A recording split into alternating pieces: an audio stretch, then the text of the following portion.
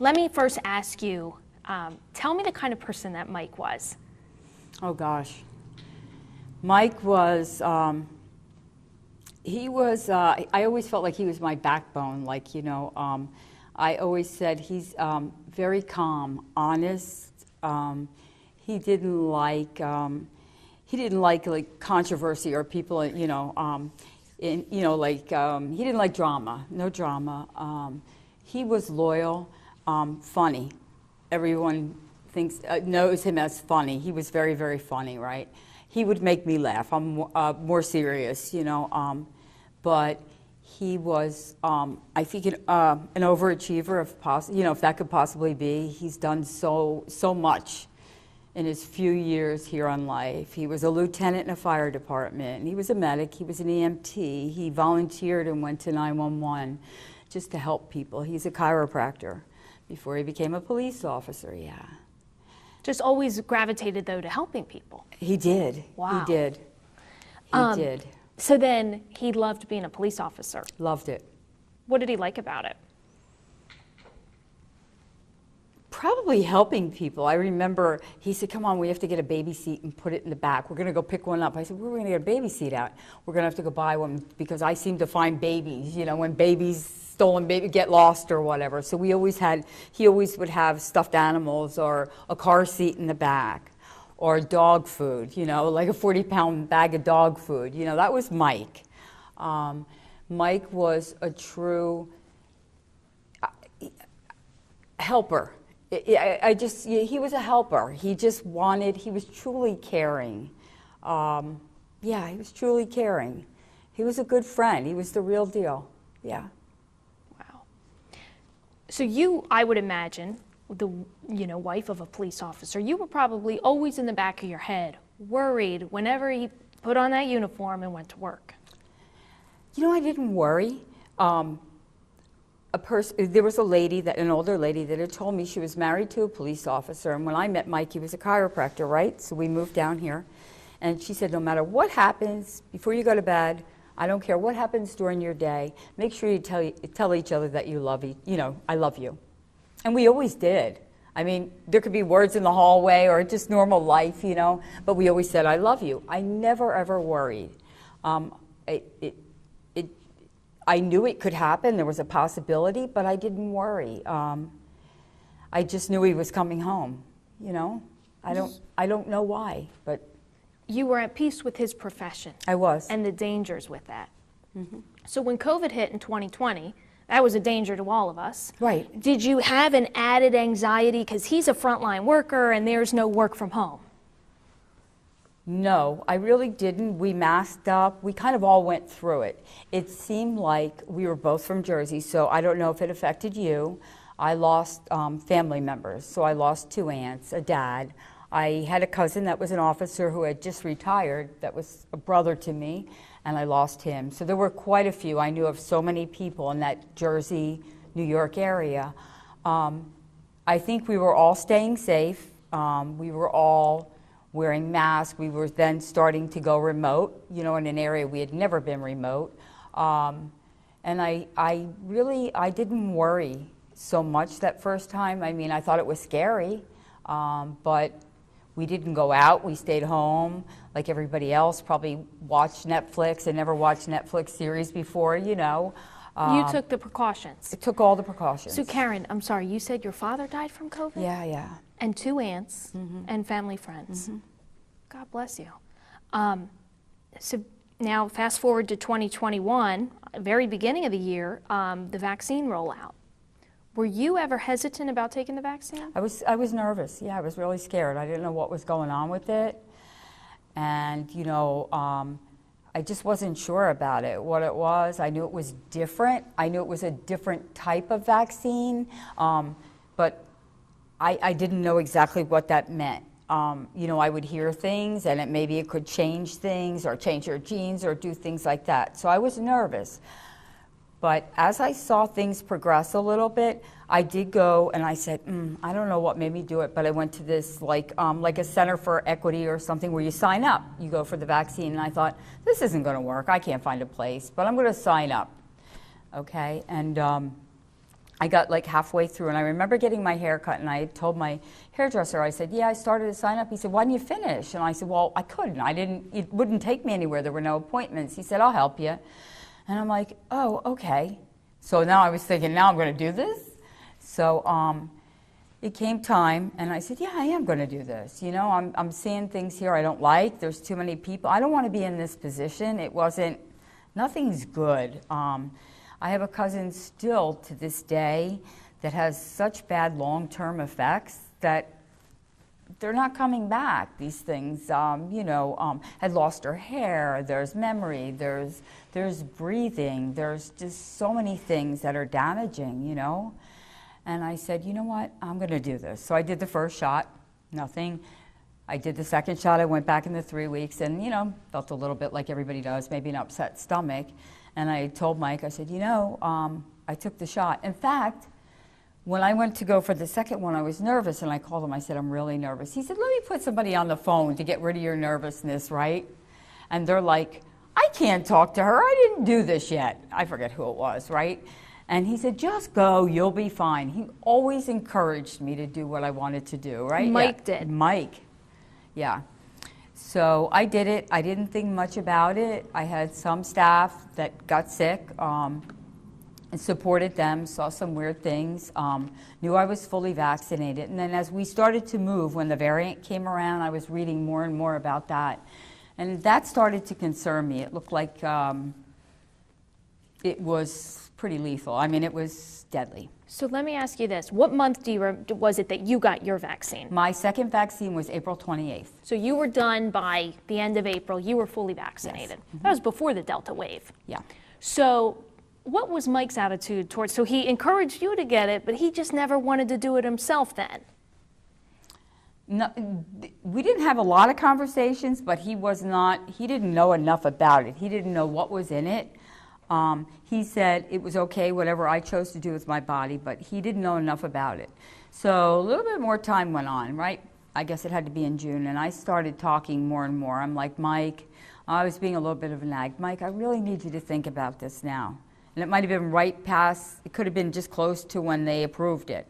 Really, can you think about this? I said, I don't know how I'm going to go on with, you know, what if something happens to you, you end up in the hospital? How am I going to live without you? Not You said meaning, that to him? Yeah, I did.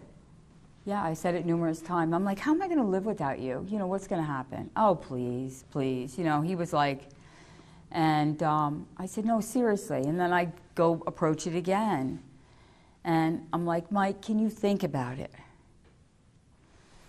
And like, kind of no response. Nothing, you know, nothing negative, but no response. And believe me, I was the last one that ever thought that this could happen.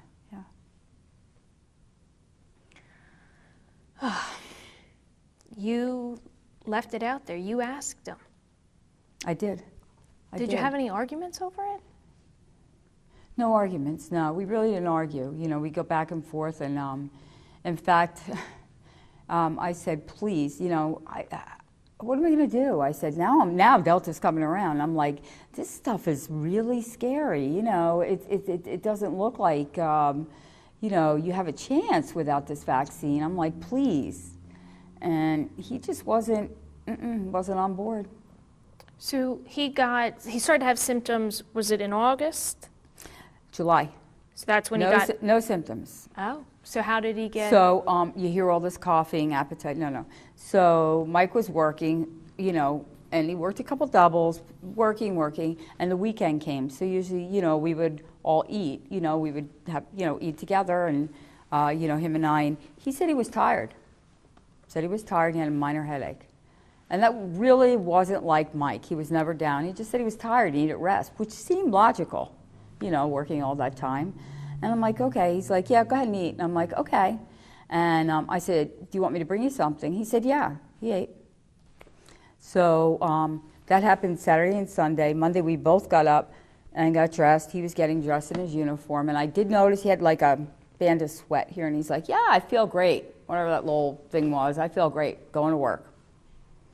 And I said, okay, I'll see you tonight. I love you. Bye. Boop, on my way. And he went on his way.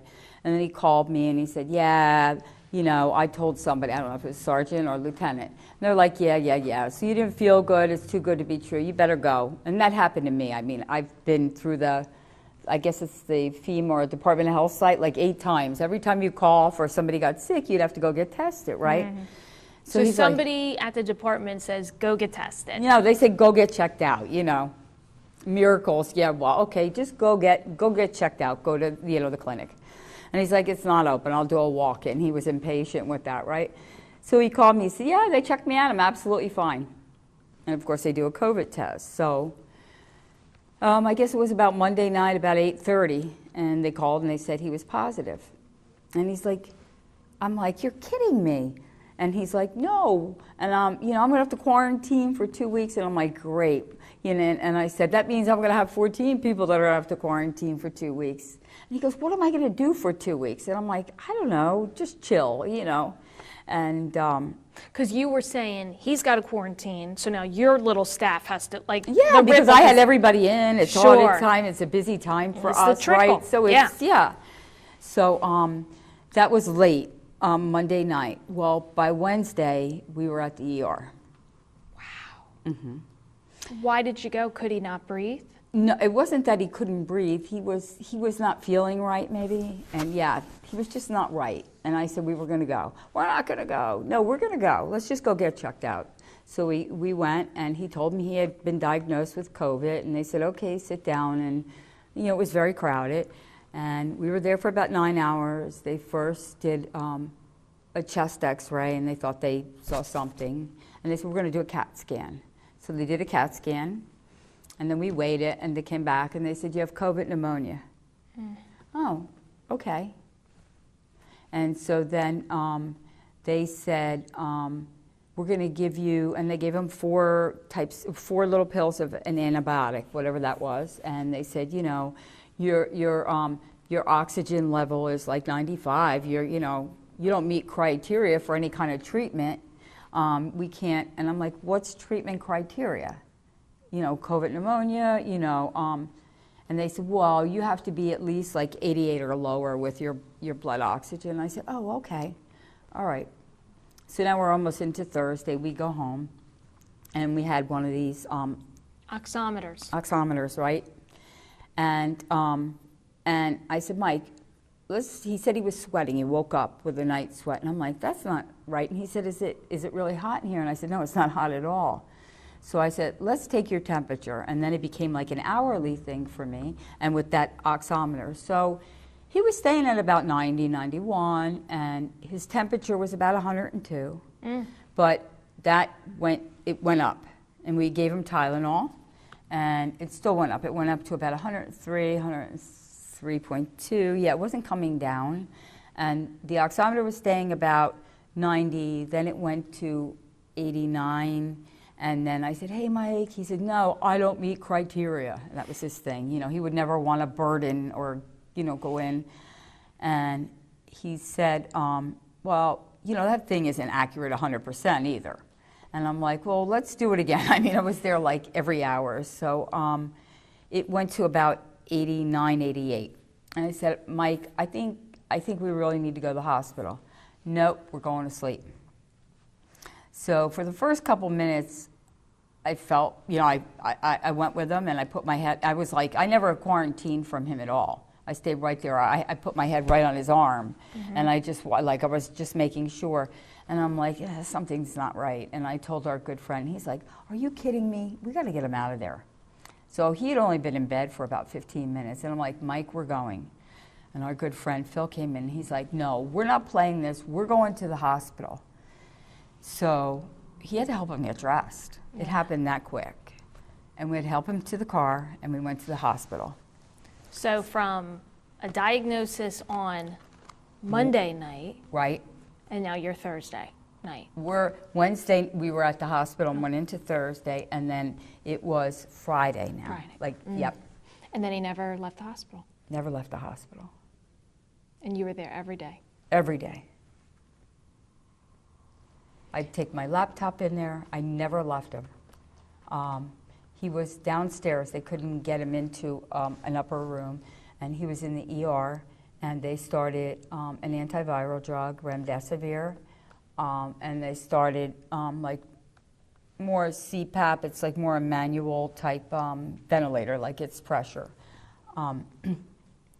And he still wasn't coughing yet. I never heard coughing, so that was no coughing with this. And he ate while he was home, so there was no loss of appetite or anything like that. And then I think we were 2 days there, almost 3, and then he let me know he was moving up, and I said, okay, I'm going home. I'm going to get some clothes and toothbrush and all that. I'll be right back. And they moved him up to a room, and I got back with all of his belongings and got in there, and they were getting him situated. And so that's already now, like, I think it's Wednesday, I believe, yeah. And so they get him in there, and he still had this, like, forceful air, and, the COVID's in here. So it moved so quickly that you could watch him, like, you could just watch him declining, like, just right in front of you. Yeah. At what point, Karen, did you have a conversation with him? So I was there and I watched Mike's service, and I know that you were brave enough to speak, and you said, that you had a conversation with him and that he regretted not getting the vaccine. It was then. It was right in there. He's like, I don't know how I'm going to do this. And he must have known that he was sicker and that something was happening, because he had given another message to someone, I need you to help Karen. And they were like, I had not seen that. So he had wished then, we didn't have many conversations because it changed so quickly. Mm-hmm. And he just looked at me, and I'm like, it's okay, I'm here, we're gonna get through this, it's gonna be fine. He had wished then, he knew. Did he say that to you? Mm-hmm. What did he say? He just said, I figure, I was right, why? And I'm like, it's okay, we're gonna get through this. It's like the one time you didn't want to be right. Yeah. You're exactly right. How did you get the strength to share this at his funeral? When you live through this, because from that it changed within hours. It was called in the middle of the night. He can't make it. He's coded. We have to ventilate. And from there, he went into a rotobed or like a healing bed. You couldn't even see him. He was there was nothing you could see. It was like, yeah, you become completely paralyzed, and this thing spins. So there's no conversations. I could see the back of his calves when they had to FaceTime and make sure I could handle it. I went through every day. I was strong. I didn't care. I massaged it. When he came out of that after 9 days, and they told me he's not responding neurologically, and I'm like, oh no, he is. Whatever we have to do, he is. I said he never took drugs. He's healthy. He's never had a heart problem. He's healthy as an ox. He's strong. And they brought him down a little bit off of the drugs. He was still intubated, and we left that rotobed thing, and then we went to a regular bed where he was intubated, and then it was one IV after another. Then it was chest tubes. The lungs were leaking. They said the lungs had been attacked so quickly, they were like Swiss cheese. They said it was like trying to inflate. They would collapse, and it was trying to like inflate a balloon that had holes in it. So for you, that experience, living through that, you took, and you just felt like you had to share a lesson or a message? It was such a roller coaster of every day. Some good, you'd hear bad. Up to 8.5 hours before I was called, Mike was coming home. I was there with the doctors and the nurses when we took all of the IVs and everything out of him, and Mike was going to play a role and tell them what hurt, and his lungs were going to heal. And then the decline. And he was responding. We never had a conversation, but he responded with his eyes. And so he finally opened his eyes, and I told him that 1 blink would mean no and 2 would mean yes. And if I asked if he was cold or he needed something, he would do too. He couldn't grab my hands. I mean, you can't move your head. But I could feel, like I would massage his hands and I could feel the pressure. I said, "Do you love me?" And he gave me 2 blinks and tried to lift his head. And I said, "We're going to have to work on this. We got to work on getting your head up. We've got to do everything we can." I said, "I need you to tell me, are you coming home?" "Yes." You know, he gave me yes. His head wouldn't move. He was coming home, and he meant it. He moved his eyebrows. I knew he meant it. He was fighting. I mean, I've never seen anybody fight like that. I could see the pain. There were tears in his eyes. And then, you know, Karen, it was just so remarkable that you requested that vaccine clinic, and you really took, you know, once you lost Mike, you still had the strength and the courage to have that vaccine clinic outside the funeral and to talk about the facts of his death. I remember you said, like, this was not Mike's time. It wasn't. Why did you do all of that? It just came through me. It came through me to, if I could save someone, and that meaning a loved one, a family member, you know, it could be your best friend, it could be your husband, it could be your wife, but if I could save someone, there's nobody that came out of Mike's unit. I watched probably 7 or 8 people in one room just leave within a week. They were all unvaccinated. No one made it out alive. Well, you know, 9 people got vaccinated the day of his funeral at that event right there. That's 9 lives right there. That's 9 lives. I've had strangers come up. I've had people leave their vaccine cards in my mailbox. They stop me on the streets. There's messages that come through here as well. People at work. It's had an impact at work. You have an option. You know, you should always have an option or a choice. And the option is, you know, that you get vaccinated, and that you do that by October something, or, you know, there are other jobs, you know. We work with people, we all do. It's approved. Why would you want to do this to a loved one? Look, Karen, you're incredible. I appreciate your honesty. I know it's 3 weeks to the day, isn't it? Yeah, it is, in fact. 3 weeks to the day. You feel him with you? Yes. Do you have anything that you want to add? I'm so grateful that I got to talk to you. Me too. I'm glad I got to talk to you. Thank you. Just get vaccinated. I just want people to get vaccinated. And if they're within 4 months out, go get a booster. Just get a booster. You know, why do this, you know? I asked this major, I said, is there any way that I can just go to sleep and die of a broken heart? Because it would be a lot easier, you know, and it didn't happen, you know. I don't want to see anybody do this. You're not coming out alive. Thank you. Thank you.